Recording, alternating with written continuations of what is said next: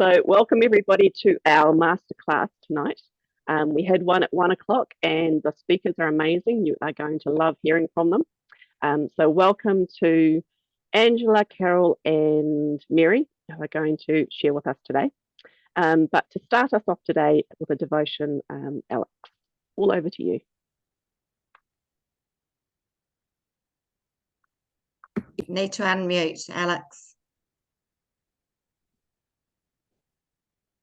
Thank you, Claire. Thanks for the opportunity to share a devotion and a reflection on the subject matter of how we do discipleship between times, between main events, I've put. And this is more of a focus on ourselves, but it can be applied to our communities, our teams, and of course, our messy church families that we work with. Just read this passage from Luke chapter 6, verses 1 to 2. At that time, Jesus went through the cornfields on the Sabbath. His disciples were hungry and began to pick some ears of corn and eat them. When the Pharisees saw this, they said to him, "Look, your disciples are doing what is unlawful on the Sabbath." In Christian life, as in life in general, we often focus on the main events and we go from one event to the next. The big exams, the big projects, the big rugby game, the general election, the main Sunday worship service, the next messy church event. But what we do between main events also is important. The little things we do that sustain us and keep us healthy and positive are just as important as the main events. In fact, the main events couldn't happen unless we handle the between times well. Times for preparation, training, reflection, prayer, exercise, rest, refueling, and reconnecting have their necessary claim on our lives. When the Pharisees criticized Jesus and his disciples for plucking grain and eating it as they traveled along, they did so because this was considered work in the traditional religious structure of Judaism at the time, and it still would be. Jesus defended their actions, citing the example of David and his companions, who ate the sacred bread from the temple to sustain themselves while in exile. He also declared that the Son of Man is Lord of the Sabbath. What I take from this is that the Sabbath principle is not so much about refraining from all activity or about a particular day, but about taking time and using resources for renewal and refreshment so that we are sustained and enabled to do the work of our calling, whatever that might be. And for communities also, it's important to maintain connections between the main events. Time, therefore, that we use for these purposes is not wasted time. When Jocelyn and I travel, as we often do between Wanganui and Auckland, or Wanganui and the Kapiti Coast, we know it is important to stop to refuel our car. But just as importantly, we need to stop in order to refresh ourselves. So we choose places to stop along the way that we enjoy visiting. With Messy Church, a lot of planning and preparation goes into each event. When all is ready and the big event happens, a lot of energy pours into the event itself and the pack down and tidy up afterwards. When this is all over, you may experience the post-Messy Church blues. Have you ever had the post-Messy Church blues? The best antidote for this is to spend time in thankfulness for the lives touched, and also to take time to be refreshed and restored in yourself in ways that you know work best for you. And points of reconnection and for the community that you minister to can be helpful to sustain that community, especially if your messy church is, say, once a term or only 2 or 3 times a year. So with these thoughts in mind, I'd like to offer a prayer as we begin this masterclass. So let us pray. God of the universe, you took time to rest after 6 days of creative work and made your Son Lord of the Sabbath. As we seek to be faithful to your calling in our lives, may we follow your example and use our time wisely and well for the work of your kingdom, and use it also for our own refreshment and renewal, so that we may ever be your faithful servants, through Jesus Christ our Lord and co-worker. Amen. Amen. Thank you, Alex, for that. Just while I've got everybody on the screen, I just want to introduce Alex and Jocelyn, Carol and Angela, who are part of the New Zealand national team. If any questions at any time, feel free to contact them and they'll be able to help you out. So we are here today for our New Zealand Messy Church Masterclass. I think it's about our 3rd or 4th one. And it's wonderful to see all of you and welcome to you all here. And thank you, Alex, for that reflection. Just before we start, we've just, this topic was actually suggested at the last masterclass. So if there's anything that you would like us to cover next time, if you've got any ideas, send an email through. We'd love to know and see what we can work on, because we want to work on stuff that's relevant to you. All of these sessions are recorded, so if you know of somebody that would find it helpful, please contact Jocelyn and she'll be able to send you it through, or send a link so you can grab it. And if you want to suggest to anybody to go onto the national mailing list so they hear about upcoming masterclasses as well, please send that through to Jocelyn as well. So we're aware that there's some new people on this masterclass each time. So just in case, I'm just going to do a quick overview of Messy and its values. So Messy Church is a relaxed style of church suitable for all ages. Its values are Christ-centered, intergenerational and all-aged, and it's based on creativity, hospitality, and celebration. Messy Church acknowledges that we are all messy. No one is perfect, and we all live and function in a very messy world. But we know that God is in that mess and we aren't alone. So Messy Church is primarily for people that don't already belong to a church, and it's aimed to introduce Jesus to them and for them to grow closer to him. It meets at a time and sometimes a place that suits people who don't already belong to a church. And most Messy churches meet once a month, a few meet a bit more frequently, and some meet once a term. It includes a welcome, a creative time to explore the biblical theme through getting messy, a celebration time, often involving a story, a prayer, and a song, and then a shared meal together. All elements are for and should include people of all ages, adults and children. Although we are often providing a safe place for families to meet, we need to welcome those of all ages to the Messy family. There are some messy don'ts or messy aren'ts. They're actually on the Messy Church New Zealand website if you want to go exploring. And of course, if you want to explore at any time, we can link you up with your regional encourager and get some more information. But today's topic is discipleship between messy churches, and we've got 2 fantastic speakers to speak to this. Our first one is Mary Addison, who is in Waikato, and she is going to share some of her messy ministries and the things that her church is involved in. Our second one is Angela Brown, who is in Christchurch at St Barnabas, I think. You can introduce yourself, Angela. And so I'm looking forward to hearing from both of these again. First off, I'll hand over to Mary. Thank you for the opportunity to share what we do at St Paul's in Pataruru. We've labelled our ministries, they're all messy ministries, as they're all connected back to Messy Church.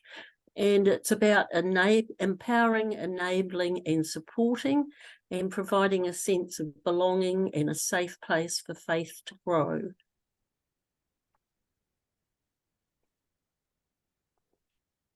And this is our journey, which every church is going to be different. And all that we've started, prayer has been the first step, and we try to obey God's leading. And I was led to pray for the lost and the least before we started Messy Church. And that's who the Lord has blessed us with and sent us. And so our families majority are unchurched families. And so by the things that we do, I hope that we are offering to everyone who comes more than just church on a Sunday. And we're trying to meet real needs in their lives. Their lives are very messy. So everything's sort of been following the Lord's leading and his provision for all that we do. And our Messy Church has been running for 9 years, and my husband have lived in Pataru 45 years, and I've come with a primary school teacher background, and my husband's been a secondary teacher. So some connections were already made before we sort of got on this journey, and our discipleship journey is very slow, just from where our families have started, but we're getting there slowly. Thank you.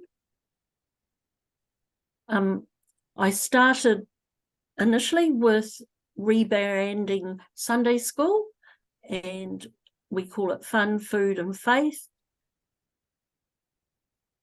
We provide lots of food and hopefully fun, and sometimes the faith part gets left up to God.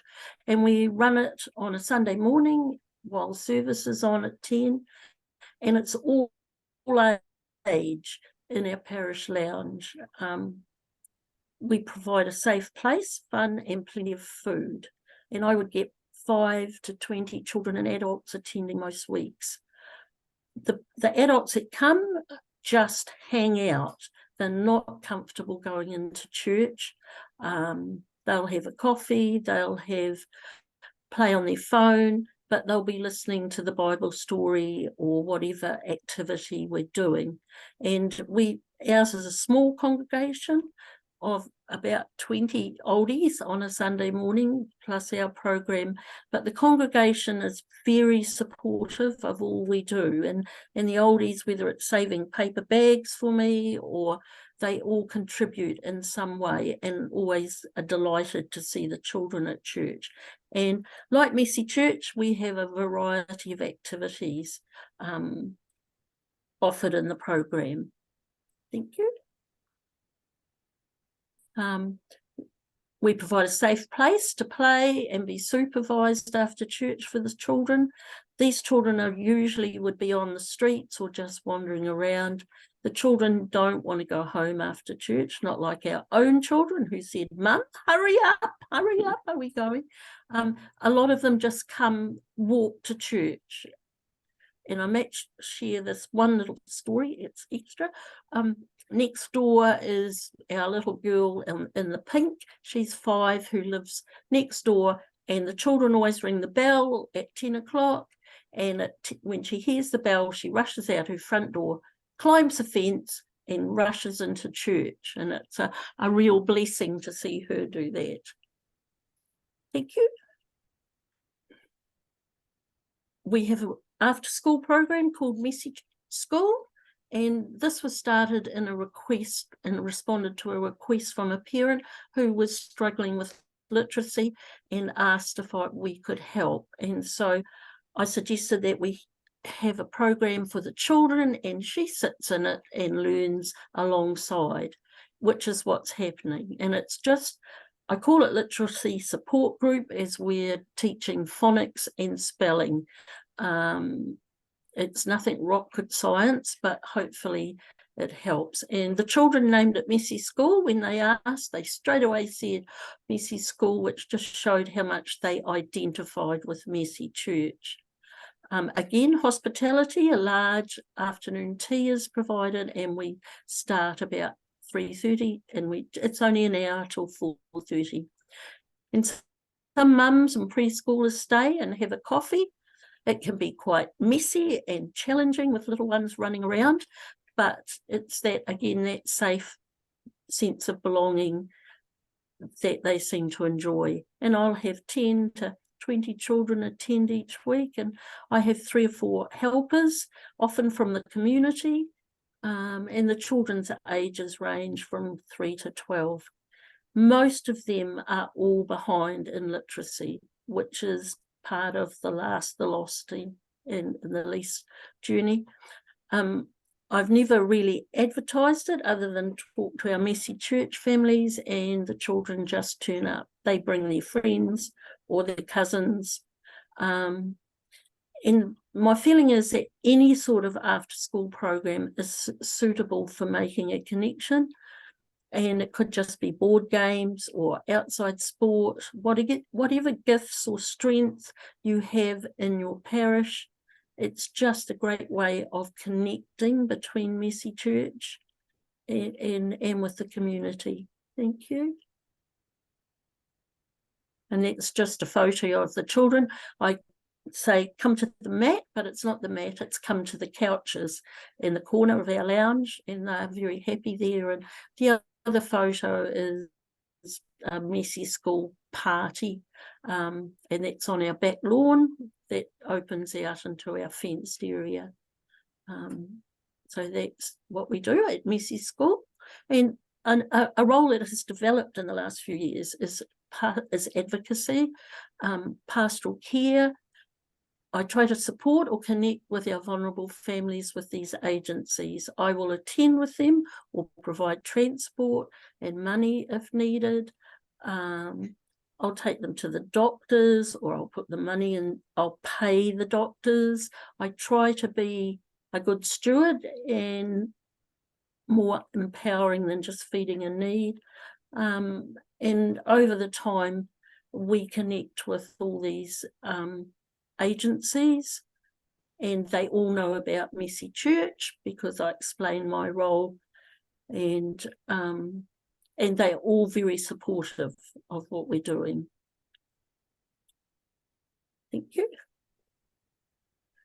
Another ministry that we're really blessed to have is food from Halo for the Pataru community. We get free food, and we deliver up to 25 to 30 families about every 2 to 3 weeks. I call it lucky dip groceries to my families because we never know what we're going to get. We usually get wheat bix and milk powder, but then there's a whole mixture of other things. It's part of the government No Food Waste program and comes with it from a charity in Toke. And things that are best before date, or the packaging is labelled wrong, or the order to China hasn't gone through. So we just never know. But and we've been doing this for 2.5 years. It provides an excellent opportunity for pastoral care and connection as we drop them off or they come to pick up the food. You see who's got an ankle bracelet on, you see whose dad's just come out of jail, grandma's in hospital. Doesn't take very long, but it's a great connection. And so pastoral care is a major part of providing the connections between each Messy Church. And I had a God-appointed meeting with the lady who organised Halo, and I just happened to be sitting next to her at a dinner. And so we then became they supply to about 35 different agencies around the South Waikato. So that's a real blessing, and you often get a trailer load, car load. The boot will be full of groceries all the time when we're delivering. Thank you.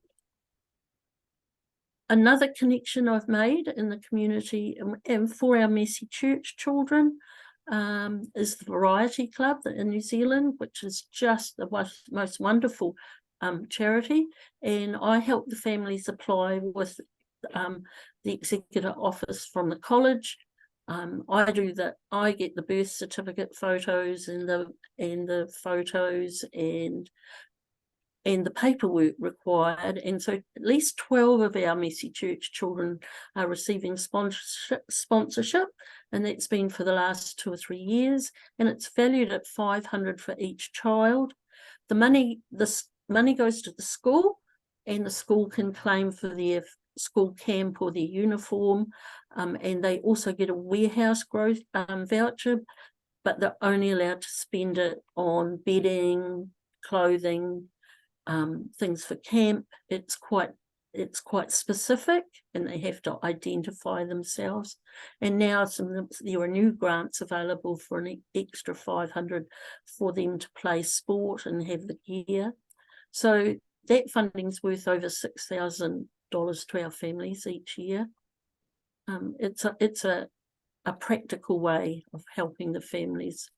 I have been doing for a number of years cooking with Mercy Mary, and these are with our local residential adult mental health residents, and I've been doing this for a number of years, and now they cook for us for our children and families in need. So they're making 4 big batches of biscuits, which I use at Mercy School or Fun Food and Faith, or they'll make me a batch of chocolate cake, or they'll make fruit cakes, so we can give one to the bishop when he visited, and we do it once a month, and they love coming to church, to Mercy Church. They're always asking, when's the next Mercy Church? Mercy Church is the one place they can join in where they're accepted, and our children are very gracious and accepting of them. And the home now is one of my cooks for Mercy Church. I can ask for a big lasagna or potato salad, and they will always send down what I've asked. So they're part of it. The staff are part of the cooking team, which is a big help. Thank you. We also run now cooking classes with our Mercy Church mums and dads, and it's open to the community, and often all of these things you invite people to Mercy Church if they aren't already part of it, and they cook a meal to take home, or it may be we're doing a meal once a month, and the second one is usually baking, like Weet-Bix slice or something for lunch boxes.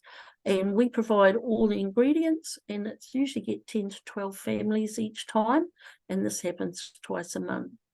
The recipe is modelled, and then they make it to take home. I've now got an assistant, Vanessa, who runs these classes for me. And they are quite a bit of work, but they're very rewarding. And Vanessa has now started a drop-in once a month, open to anyone in the community. These classes are offered free. We are encouraging the families to book in, because you never know how many you're preparing for, but that's all part of the journey, getting them to realise that they need to bring a dish to put it in.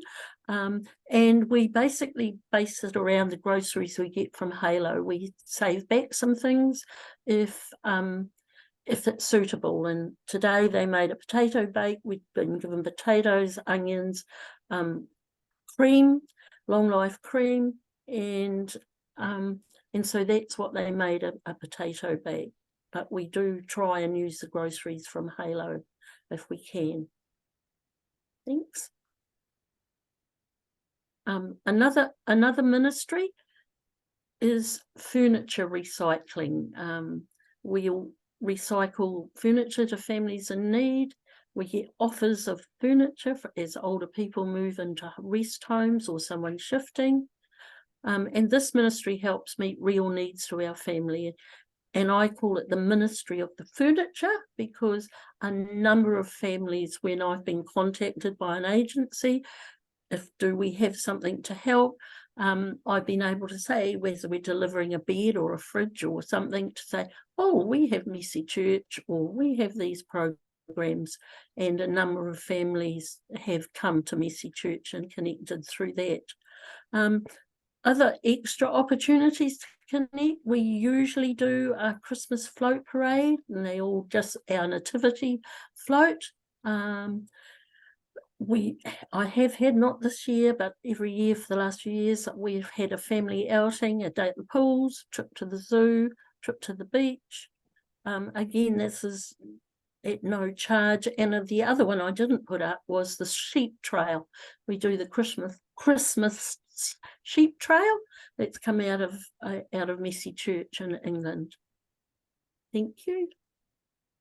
A ministry I started a number of years ago when we were doing our Christmas shoebox, and I thought, oh, we've got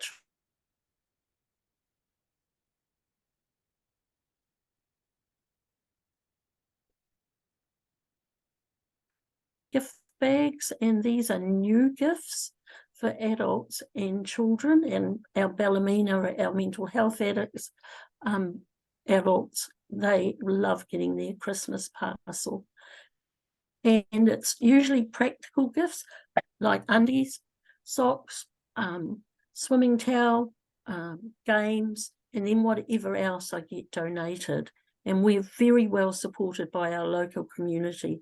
Our patchwork ladies will give me quilts, or they'll make reading pillows or toilet bags for us. And St Andrews in Cambridge, they consider us their mission field, because as a church, they don't connect directly with the level of need that we have. So, and they give us money and new gifts, which is great. And the families often get an extra box of groceries at Christmas time. And then I invite the community and everyone in to help wrap the gifts in the bags. And people from the community will come, and even the mums will come, but I make sure they don't wrap their own family's presents. And this year, for the first time, Rotary is going to help and provide some money towards this. Thank you.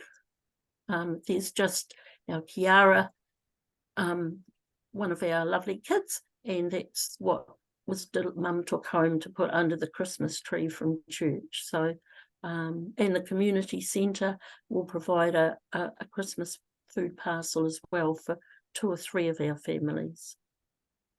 Thank you. Funding, which is a big question.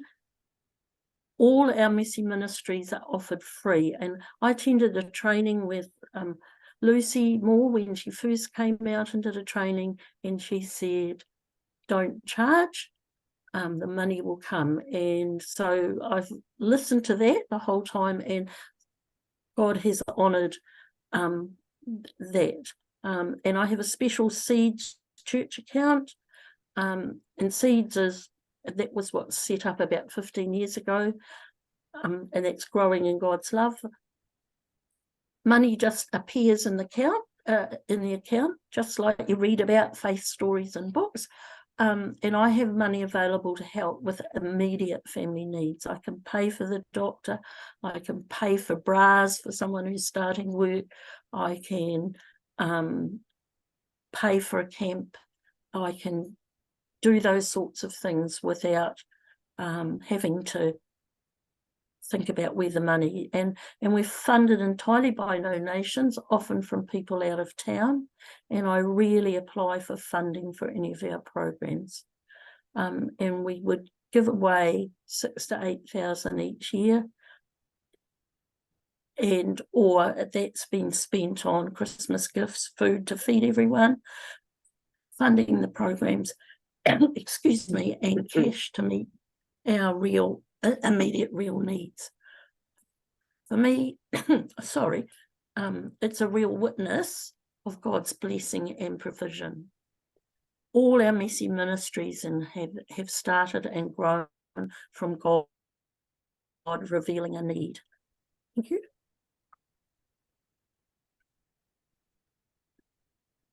Seeds, Messy ministries, growing in God's way, was part of our mission statement a few years ago, and Seeds is sharing, enabling, experiencing, developing gifts, serving God. So that's where that comes from.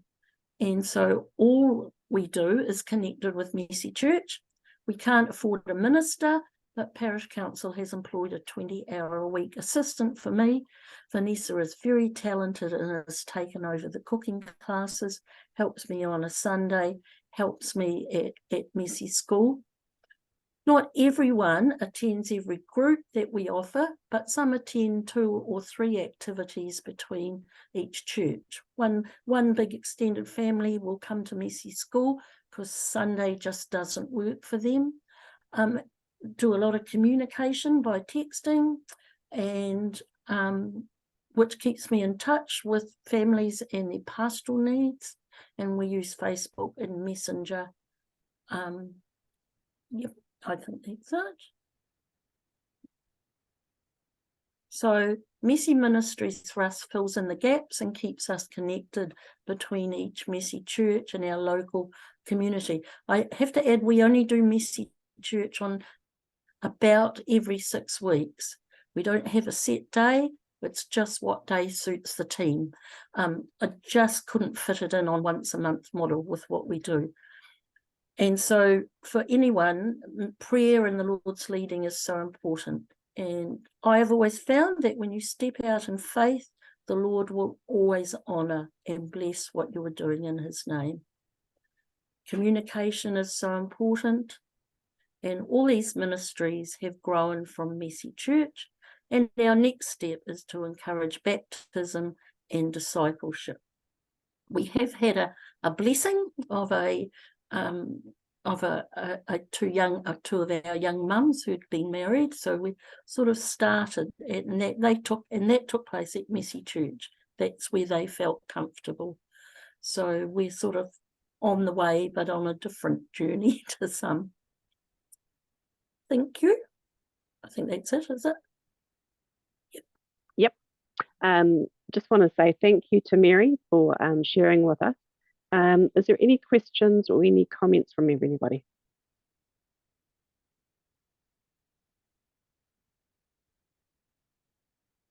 Yeah, I was just going to ask, is the after the Messy School, is it just once a week? Yes, just once a week. I don't actually know what difference it makes. I've had to lower my educational outcomes. But the fact that they sit and listen to a story, read a poem, are happy to play Scrabble and word bingo, I think has to be a positive, if not a huge educational outcome. And you're providing a safe place for them to come, which is great. And plenty of food.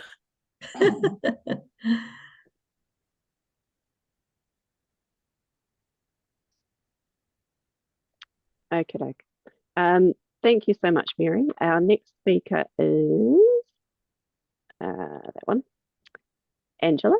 I'm going to just put yours up, and over to you. Thank you.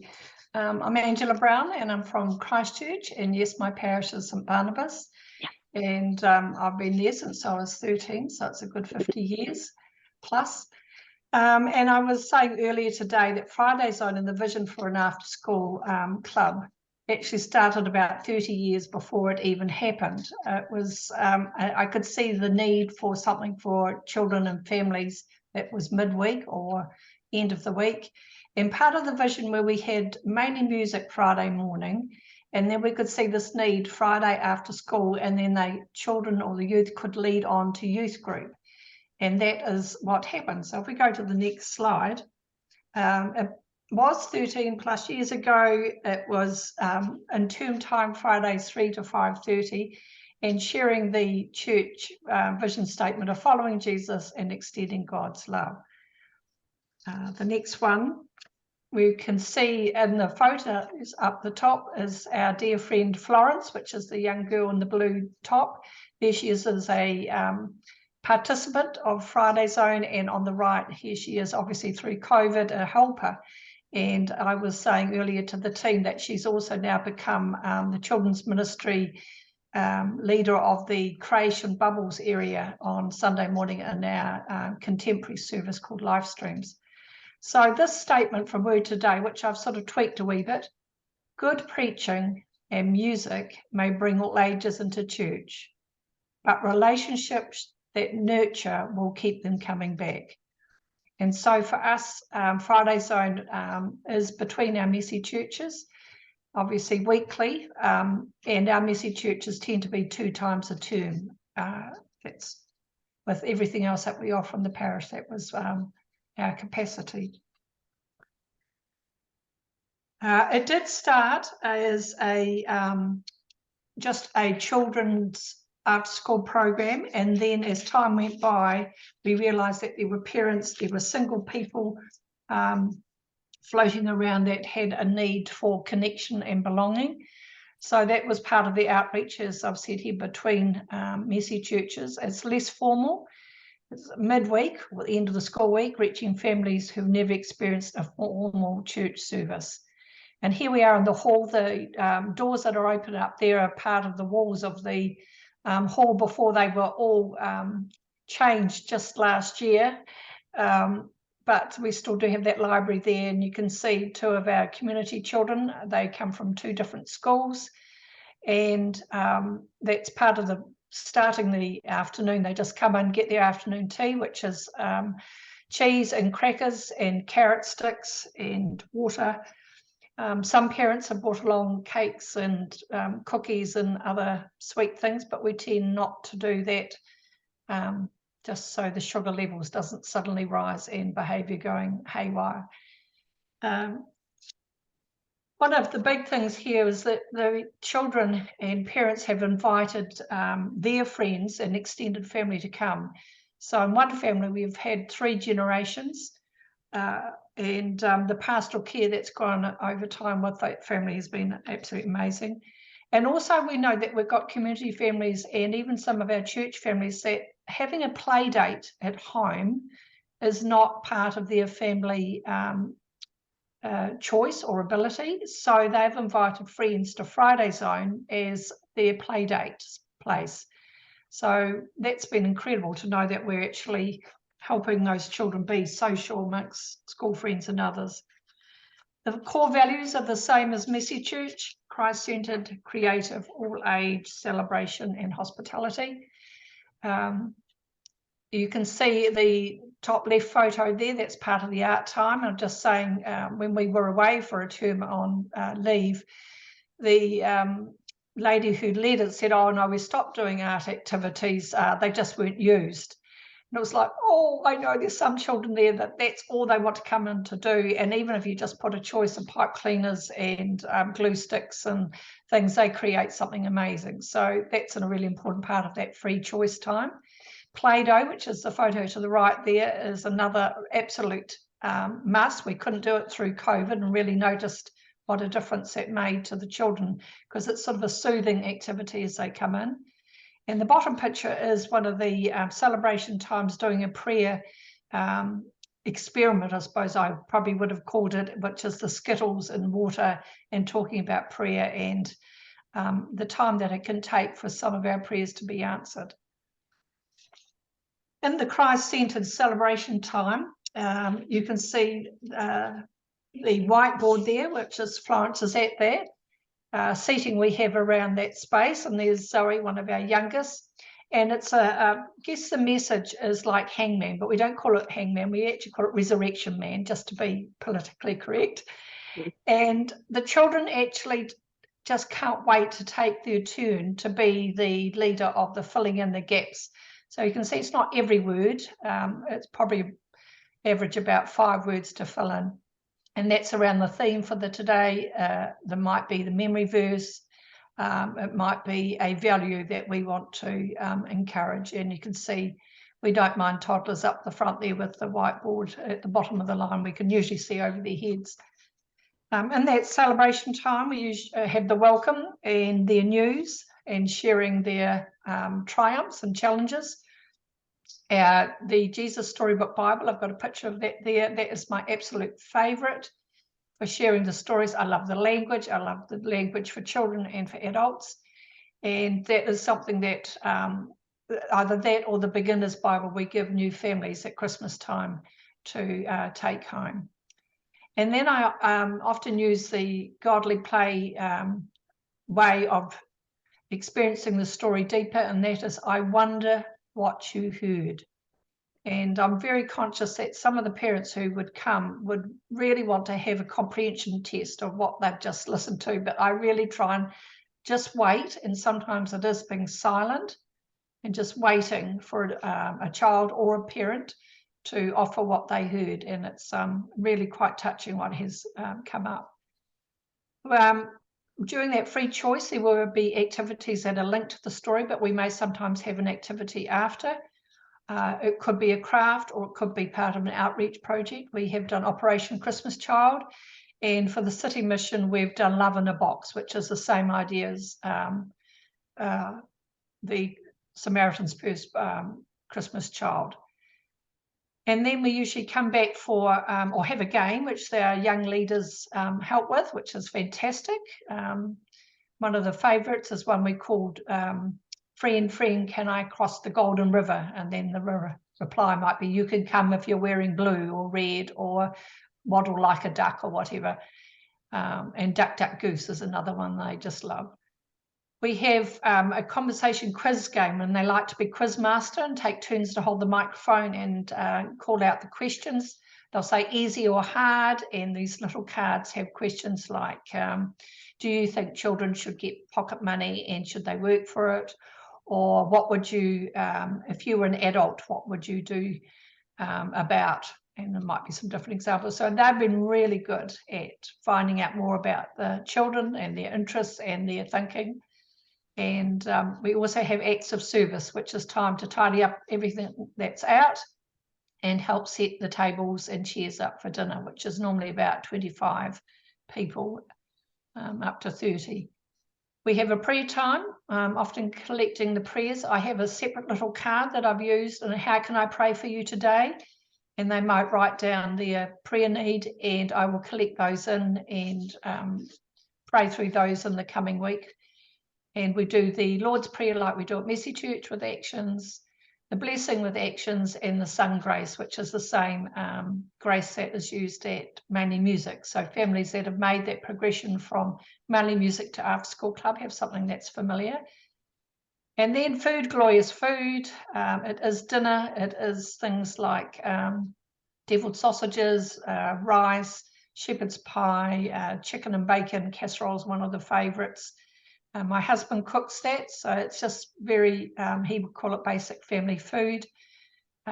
We have family tea on Thursday nights here, which is usually 13 people, so he might double that recipe for Friday Zone, and he's also the cook for Mercy Church. So they've been tried and true recipes, gluten-free, dairy-free if needed, whatever's needed. I've realised I hadn't put anything there about music, and music for us at Friday Zone is a Hillsong songs that just plays in the background, and we tend to use the same one every week, so you can hear the kids singing along with that. Music isn't my gifting at singing, but I will give it a go, and I have had a big giant songbook that I've used before, or we've actually, through the young people with their technology, put video clips up on the screen so they can join in with that. Right, all age is mentioned there, and I think I've already said that shift that we made from just primary school age children to all age, and some of the single adults that have come. And as more parents were staying, I realised I needed some heart listeners, and so that need was put before the parish, and I've had some wonderful folk come in and be listeners, and just also happy to go alongside the children and just sit while they're doing their craft, and they'll do the craft as well, and just talk about their week. So there have been some really deep needs. One dad in particular that joined us was covered in tattoos, and I found him quite intimidating, but he had wonderful questions. He wanted to make sense of things, and I made it was wonderful when the clergy came over and just journeyed beside him as well to answer some of those big questions, especially around baptism. And he's had his 2 daughters baptised, which is absolutely fantastic. You can see our youth leaders there on the soccer game and helping with the cooking. So different things that we do there. Creative is the next thing, and I do love creativity, and of course it does come in all shapes and sizes. You can see there's some of the games that have been played, and then outside that right-hand picture is the children rubbing on mosaics that we have outside our playground. And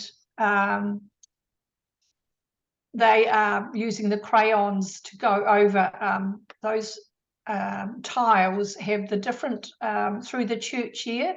That was just before an Easter messy church, and they were doing the Palm Sunday palms, they were doing the cross, and then the resurrection pictures there. You can see the cooking in the middle there is Nicholas, and he's doing some of the it's magnetic shapes and other construction things, which is some of the older kids really love that sort of thing. Just got to watch any magnets for younger children, but that's very popular. And paper plates, I said earlier today, paper plates are one of my go-to things. They can be prayer pockets, and here it is, the catching of the fish and the fishes of men story. And the two at the bottom, Florence and Amelia, that's actually Play-Doh that they have made to look very real like pizzas, and I think chips it was. So you can see the age of those that love Play-Doh. It isn't just preschoolers. Cranium is a wonderful construction thing that we've used. You can look online, and it joins together with magnets, and they can make great big huts. And we used it in our messy church on the light theme and made a big lighthouse. So that's a wonderful thing. We got our set from the local op shop, which was fantastic, and somebody else donated one.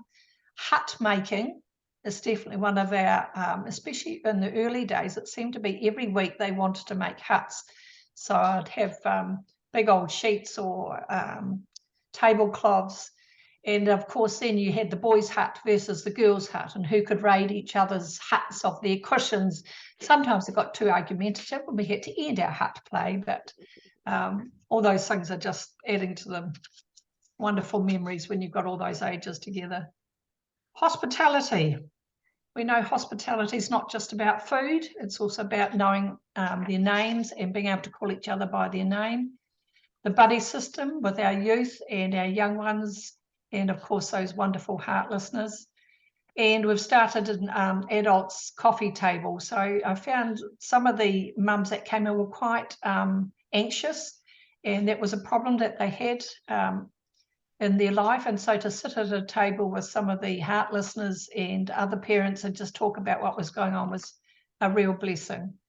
And then you can see the sit down dinner, and of course parents joining after to join their family for tea, which is just fantastic. And earlier today I was saying just some of the families, they don't sit at a table for a meal. And this has been a wonderful way to model sitting together, talking together. I have some folk who are just brilliant at asking the children something about their week or their day. And of course, eating food that maybe they wouldn't eat at home, and getting, I guess, table manners. We encourage them to stay at the table until everybody's finished before they go off and get their ice cream in a cone. So it just feels like family. In that photo, there's actually 3 generations in one family, which is just fantastic. That I just know that blesses them so much, and it blesses us to have them there.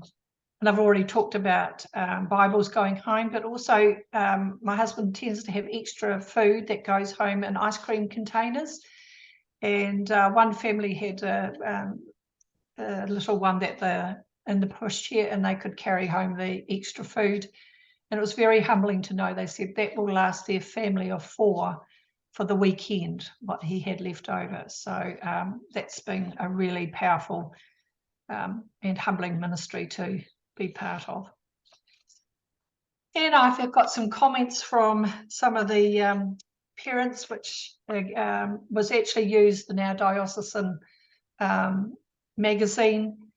And it says here, I have been supported, loved and cherished, and learned to love myself as a person. As a family, we have become much closer. We no longer dwell on the small things, and we've learned family is not just blood. we have gained a better understanding of what faith is and how we got into it. It's great the church has fun ways to teach our children about God. I think that's one of the key things for me, the fun ways and the variety of ways to teach them about God. My children love the mat time at Friday Zion. It's helped us learning more about God. This has definitely made our faith stronger. My son sneaked his new Jesus Storybook Bible to school and asked the teacher to read one of his favourite stories, and she did. And I think that's just fantastic. Some of us are perhaps a bit shy to allow our children to do that. And on the next page, Friday Zone, Messy Church and Mainly Music have helped me to connect with a range of adults and families. I'm supported and noticed, which helps me with my confidence and self-development. And this is a very shy parent, so actually to see those words supported and noticed is really a gift. My son, youth age group, is more active in church activities and has formed positive relationships. My daughter, preschooler, has learned a lot about prayer and Jesus through these groups. These groups have helped me and my family stay grounded in faith so we can support each other in our off days. So now, Claire, I'll just use some of these pictures. This is a reflection from when we've done a contemplation and drawing time.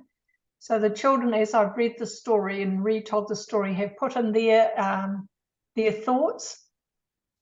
And of course, this one says, will it be like this if it really happened?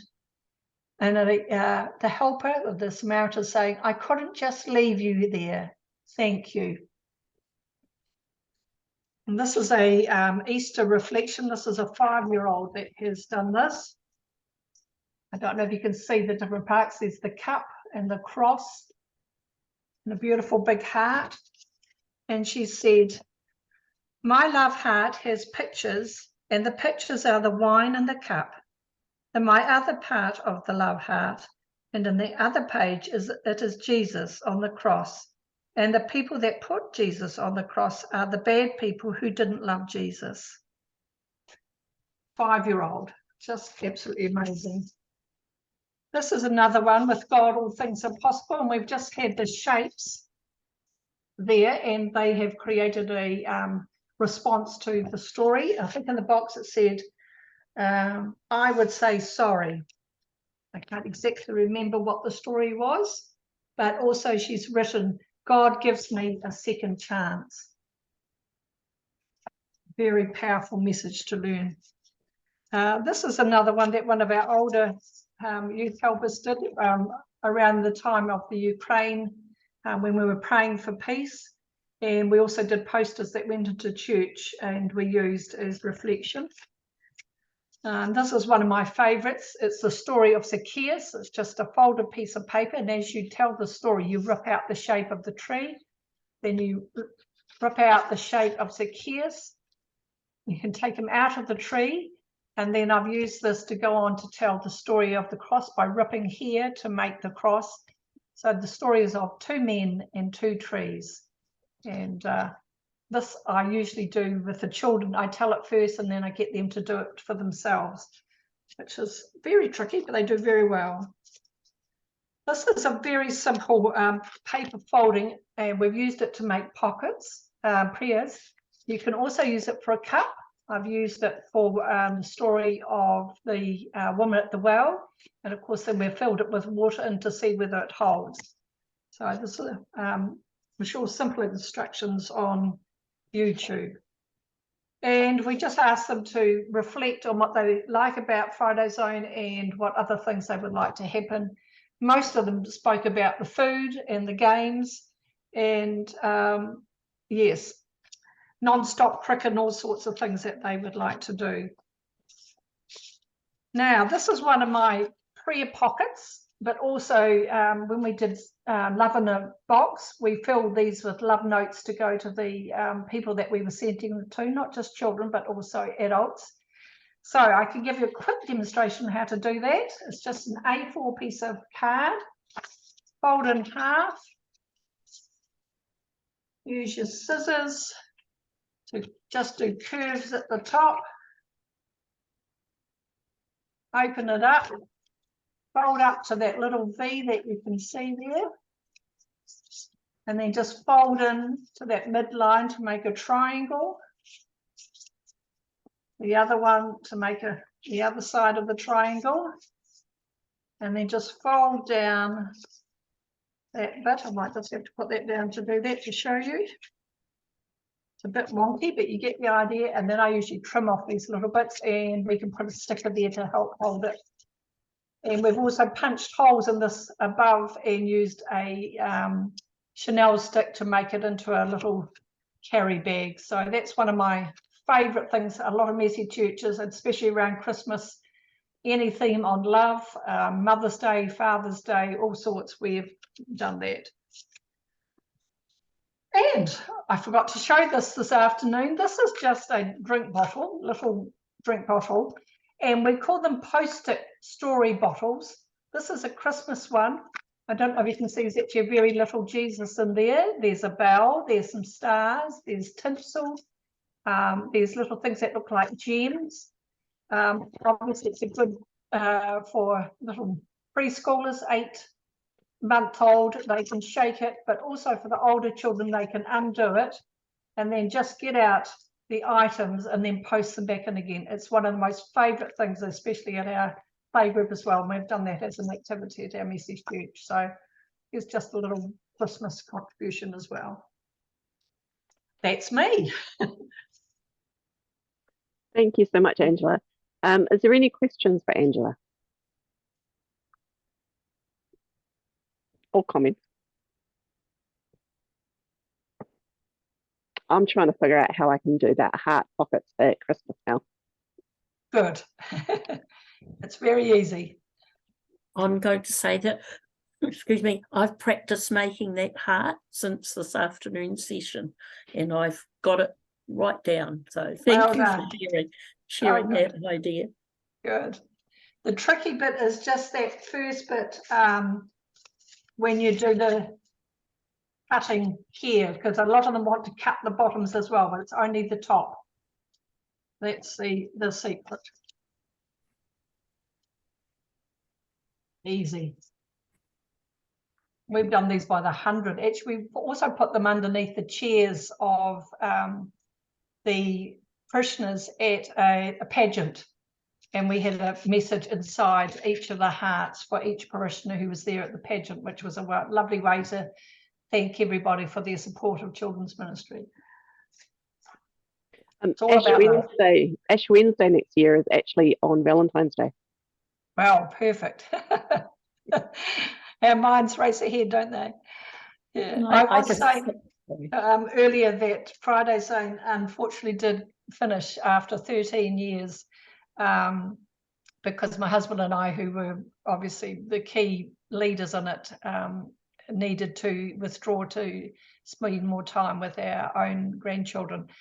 And there was the hope that the church and the vestry would look into advertising for others to take it on, but it hasn't happened. But it has taken a while just to come to terms with that. But it was lovely at the beginning. I think one of the team mentioned it might have been Nuclear, about the ministry of seasons. So just like I had to wait 30 years for Friday Zone to happen, then it has happened for a season, and there have been some amazing discipleship stories that have come from it. Families that have joined the church family have gone on to rosters, have been baptized, are taking leadership roles. So there is a very powerful message in just loving these people. It sounds awful, just loving people, loving their children, loving whoever comes through that door. And it has definitely put me out of my comfort zone at times. But what a privilege, and what a it's humbling. But the deeper you grow and walk beside people, obviously the grief when you need to walk away is hard as well. But I wouldn't trade it for the world.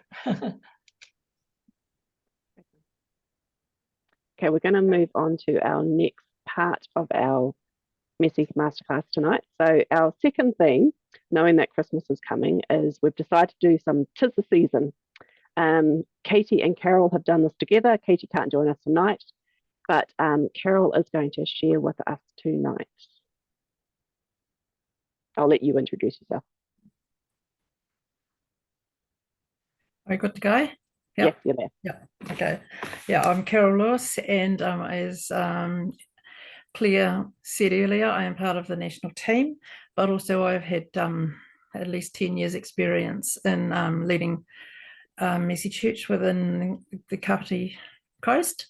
And yeah, my thoughts about 'Tis the Season was to try and draw out some kind of other thoughts about Christmas, and on top of all the craft ideas that are so easy to find, but also just acknowledging that we are all created differently, just as Mary and Angela's in between activities that they do are similar, but they're very different, and they are catered to their own communities. It's really important to kind of hear God when you are looking at what you're wanting to do, but also looking within the group of people we all learn differently. And I just wanted to kind of highlight the idea of different learning styles. We've got, the visual or the hearing learning styles using your senses, but also things like taste and smell and that kind of stuff. But also reading and writing and kinesthetic, which is your fine motor and large motor skills, doing a variety of things. For me, for example, like if someone handed me a big book and asked me to read it, I would really struggle with that. Reading is not my strength. But if it's a book that's got lots of visuals and pictures and diagrams and things that I can sort of process through, then that works for me. And it's the same for other people. Some people prefer visual challenge or written challenges like quizzes and things like that. So I just want to go through a few ideas in the next, what have I got, 10 minutes or so, and just kind of, just food for thought. Yes, I've got my notes here. As I say, she's at her work tonight. She's got a meeting. She works for a community-based initiative, which is supported by the churches and the local community, including the Maori Church. And she's on an early journey, not dissimilar to what Mary has described, in working with vulnerable families in the community and beginning to make connections and trying to link in ways of developing a Messy Church within that. So that's what her role is, and she has been on this journey with me with Messy Church as well. But yes, I'll try and do this myself. She's been my prompt, but that's all good. So I think one of the important things to remember is that we're talking about all age, and so all age people can actually be involved in this. We often used our younger teens or children with the technology. I think Angela made mention of that as well. I'm not technologically savvy, but some of our young people are really good at doing some of these things, and so often they might be the ones that are happy to do like the quiz or whatever. So if we flick on to the next slide, so I'll try and run through a few of these. In fact, 3 generations in our family were involved in Messy Church. So our grandchildren, as well as my daughter and myself, and my husband, when he was well, he was also very much involved. So it's been a big family thing for us to let go. So in the middle, you see one of the thoughts I had as far as Christmas goes. You've got the big world map in the middle, and it came to me that maybe one of the things I've often done is had a big whiteboard and put things up right as opposed to down on paper. People engage differently when things are presented in a different way, and this was a thought that came to me about inviting people to write Merry Christmas or something about Christmas in their own first language. A lot of communities have a variety of people who speak different languages, or it might not be their first language, it might be another language that they know. Some people are quite fluent in several languages. One of my granddaughters speaks Spanish, so and she could write that on that list. It's just trying to engage with that visual or the written and the written and the reading language, reading and writing, just as an option. Another sample that I've got on the top left there is that blackboard. I can't quite recall what the word was that we were focused on, but it was one word that we wrote up there, and then we invited people to write something that was related to that work. I don't think it was disciple, it was something. I can't remember what the word was, and I can't get it on the picture. But lots of people came in and they either wrote a word or they drew a picture of something that related. And I thought about Christmas. You could write something in relation to Christmas. It might be Jesus, or it might be, the baby Jesus, or anything. I think the value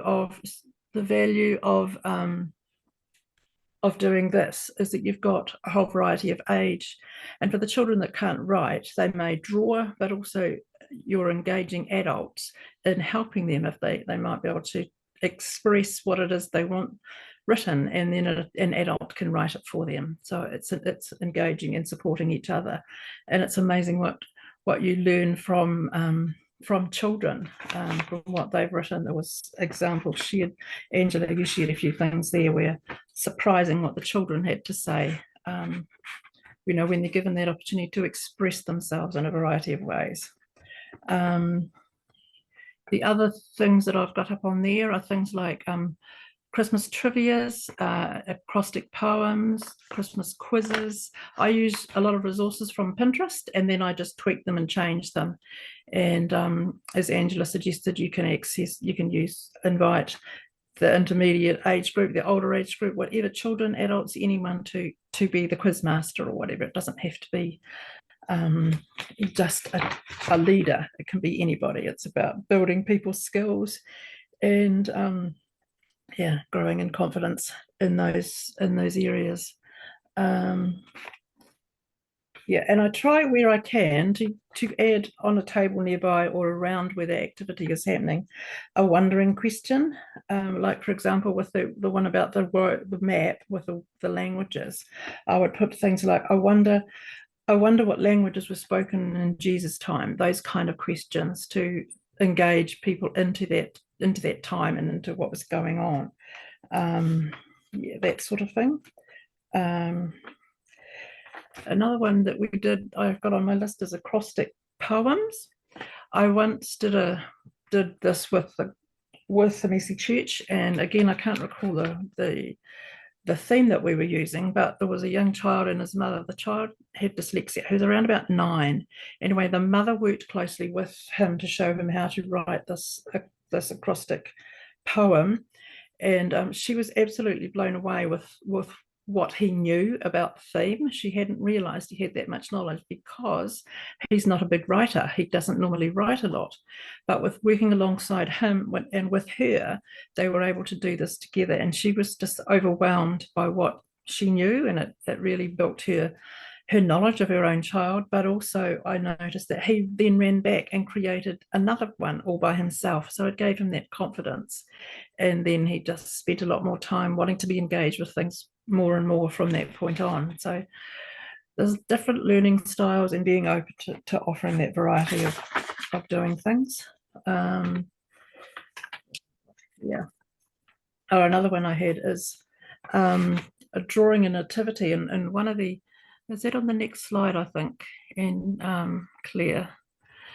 Yep. I haven't. Right. We often would do things as a game, or groups and teams, or in encouraging mixed ages. And one of the ideas I had was to get the teams or the groups to draw a nativity, and you can either get them to close their eyes, because not everybody is comfortable with blindfolds, but you can, and then you can blindfold or close their eyes and just get the person to draw the nativity light, and using either verbal or written instructions, where someone says, "Can you draw Joseph in the stable?" And then that person will hand on their pen and then someone else will draw the next piece. Or you could instruct them to do so many things within a minute, and then change to the next person. And it's really fascinating to see what the picture is at the end, and that leaves lots of room for conversation and fun and support and helping of each other from different ages and different learning. So that was one of the ideas that we had. Another one is I'm thinking of the kinetic style of learning, where Angela made reference to using Play-Doh, or you could use molding clay or Lego, and creating, or large blocks of some sort, to build to build a nativity area, providing the animals and other bits and pieces, and just as a whole group, not just for children. And again, you could do that with instructions, or just leave people to do it themselves, a whole variety, and working together as a team. Another one there I've got is the tree there on the driftwood. That's a photograph from our retreat we did earlier in the year, that Alex and Jocelyn brought this idea along, and I think from memory it might have originally been a Christmas tree, and we adapted that so we could just take it back to the Christmas tree. And it's about inviting people to write a word or a prayer or something on their piece of wood, and then during a gathering time of however you focus on within your message church, they then place the pieces of wood onto the dowling to make their tree. And as we discovered, some of you will recognize this from the retreat, that you need to be sure that the piece of dowling, or the wood particularly, is dry enough, and the piece of dowling, the holes in the wood are wide enough to go on through the dowling. Otherwise it makes it a wee bit tricky. So a little bit of preparation and forethought ahead of time, but it's actually really worth doing that. And I find men and boys in particular like to do construction things, lots of things with wood and so on. So that's a really good thing to keep in mind as well. One of the other ideas we had was, and I forgot to mention it this afternoon, was guess the line for Christmas carols. So you have, this is where you could use the younger people and their technology and get them to load onto a tablet or something, a single line from a whole lot of different Christmas carols, and have a game where people are guessing which one it is, and might be a prize or something at the end, or all those kind of things. So that's one activity. The other one is creating a listening post. And when I did it, we were just back in the MP3 players and so on, but now you've got YouTube and all those other things, Spotify and so on, and there's lots of different ways where you can resource the music, and just have a listening post where people can just sit and listen to music. As I say, the teenagers love to do that. A lot of people respond and connect with God through music, so having a place where people can just sit and rest and hear God's heart through music can bring people closer to God. So having those just quiet corners and spaces where people can listen is very cool as well.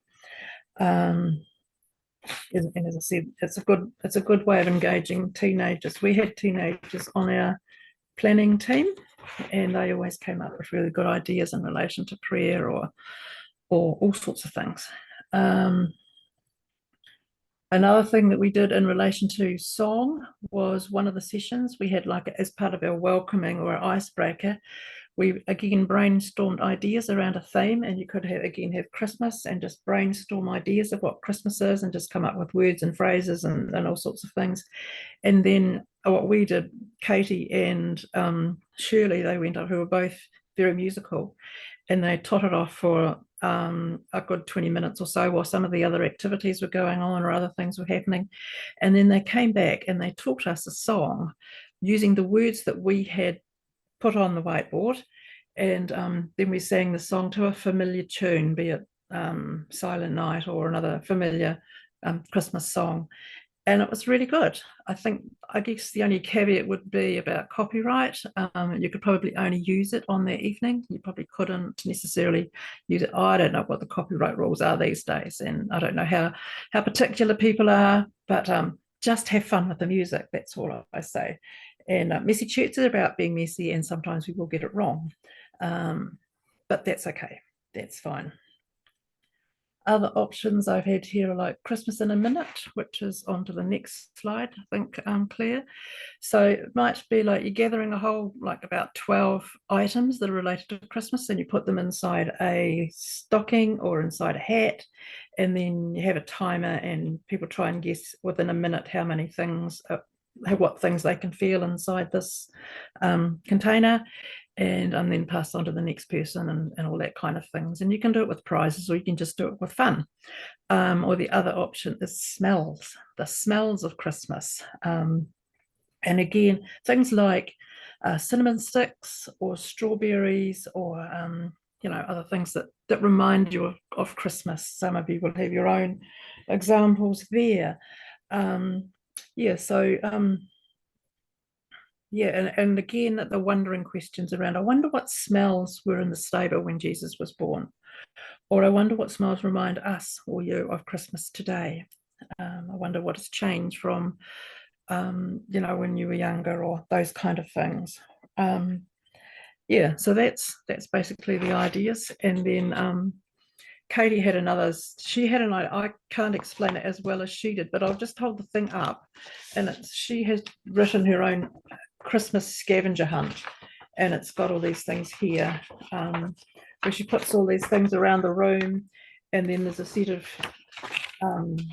people are sent off in groups to match things. And like she said, it works well for adults and children because there is a need for colour and word. So some of the children can't read, and so they need the older people to help them. So she's written that, and she's also got another resource here, which is another scavenger hunt, which is quite a significant one. But I can't describe it so well. But if you do want to see it, get a copy of this afternoon's meeting and follow that. But she said things like she's got here, this is a whole lot of candle images there that she uses, and just again, it's about setting things up ahead of time, questions and mixing and matching, and accessing all ages to help each other to do that journey together. So she's got access to that resource. So if you are interested in those, then I'm happy to forward her information on to you so she can speak directly.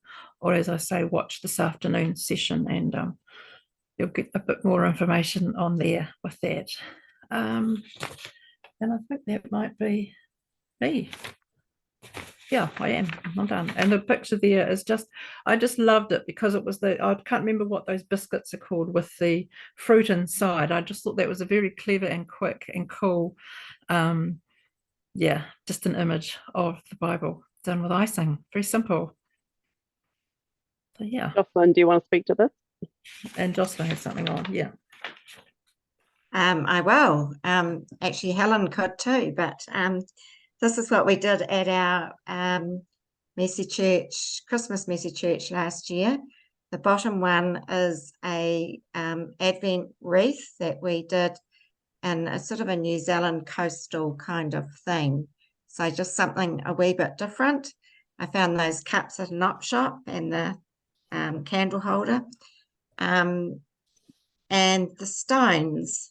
So the stones that you see in the basket at the top, we invited everyone to create their own nativity set, and a lot of families don't have nativity sets, and they're jolly expensive to buy.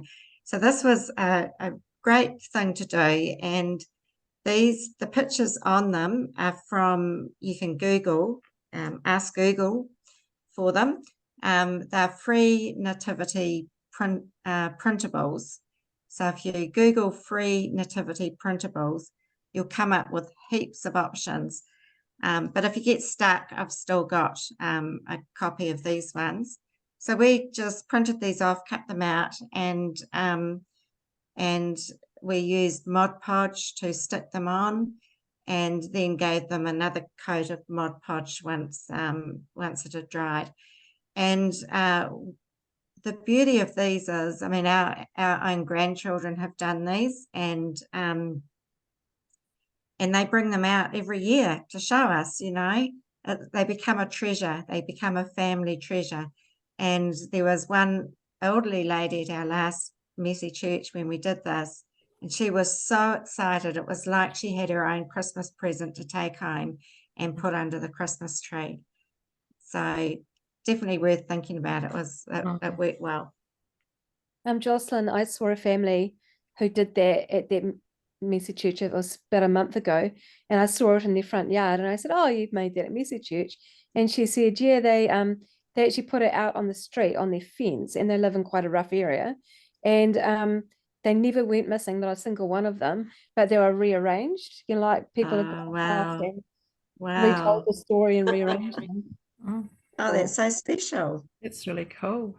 And some people in Rotorua, it's a big thing when we were living there, Rotorua Rocks, where people make rocks and they leave them in a public park, or in Rotorua it was in the Redwoods, and people can come and look for the rocks and find them and take them home, you know. So there's all sorts of ideas you can do with that. And there's plenty of resources for you to actually find ideas. Get Messy is a 12-session booklet that you can get, so you can plan out your entire next year if you're that organised. And it's great resources, great activities. We also have a Messy Church library. So Carol is our librarian. She's holding up some of the books. So you can get Messy, the book, but there's also Messy Discipleship, Making Disciples in Messy Church. There's Messy Christmas, Messy Nativity. There's a new one out called Gingerbread Nativity that I don't think the library has yet, but you can get that from BRF. I'm curious about that one if you want to add that to your list, Carol. There's all sorts of things for the families to use and for leaders to use as well. So we're a bit short of time, so I'm going to flick through. But contact Carol if you would like, or ask if there's any books that you are interested in on both the topics that we've spoken about today and much more. So you can send her an email at carol@messychurch.nz, and or get hold of any of us and we will forward you through to Carol as well, so you can get in contact. And can I just say, Claire, Mary mentioned doing the sheep nativity in Patararoo. There's a whole book on that, where you take woolly sheep into shops and it becomes a whole community thing, and that will be in the library. Yep, we do that in Buckhurst Bay. So a couple of things to point out. I've got 2 minutes. I'm going to get there on time. Bible Society New Zealand has these free booklets available. You've just got to go to their website and you can get them. It's a great little story you can hand out to all your families over the Christmas season. The resources they also put online, we actually turn into an instant nativity that we use on Christmas Eve for our Messy Christmas Eve service, which is really good, and I'm looking forward to that this year. A couple of admin-y things. The Messy Church New Zealand website is having an update at the moment, so it'll be fantastic if you can hop on and just double check the details of your Messy Church. We need to try and get all the details up to date so that we can send more people to your Messy Church and more people can hear about Jesus. So if you can do that, that'll be great. We also need you to update the Messy Church UK website too, if you can. But we will try and work together to do that. So any questions, talk to Jocelyn or any of the national team. Just a reminder about what logo to be using on all of your advertising.